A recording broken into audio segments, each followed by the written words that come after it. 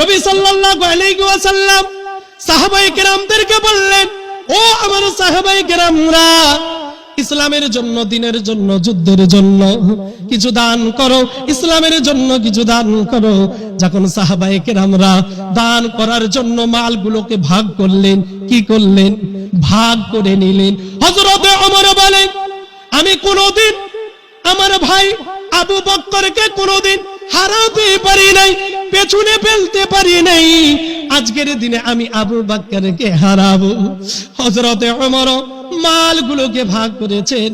এবার সাহাবায়ে কেরামরা এসে নবী সাল্লাল্লাহু আলাইহি ওয়াসাল্লামকে মালগুলো জমা দিচ্ছেন, মানে দান করছেন ইসলামের জন্য।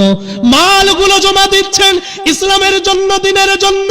নবী সাল্লাল্লাহু আলাইহি ওয়াসাল্লাম বলে উঠলেন, আজকে তোমরা যে দান করেছো, তোমাদের থেকে সব থেকে মূল্য এবং আল্লাহর কাছে পছন্দনীয় গ্রহণযোগ্য দান হলো হযরতে আবু বকর।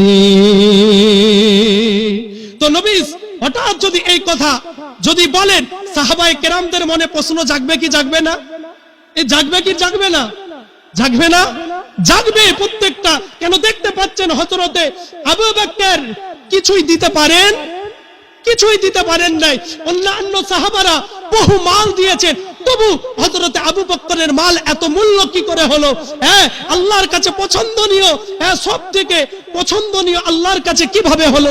নবী সাল্লাল্লাহু আলাইহি ওয়াসাল্লাম বললেন, জিজ্ঞাসা করলেন সাহাবায়ে কেরামদের, তুমি কি নিয়ে এসেছো আর কি রেখে দিয়ে এসেছো বাড়ির জন্য?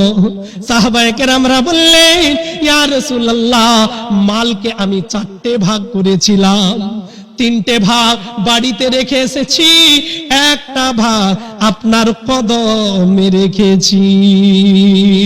একজন সাহাবায়ে কেরাম বললেন, ইয়া রাসূলুল্লাহ, আমি মালকে মানে 50-50 করেছি। ইয়া রাসূলুল্লাহ, আমি বাড়িতে কিছু রেখে দিয়ে এসেছি, কিছু নিয়ে এসেছি।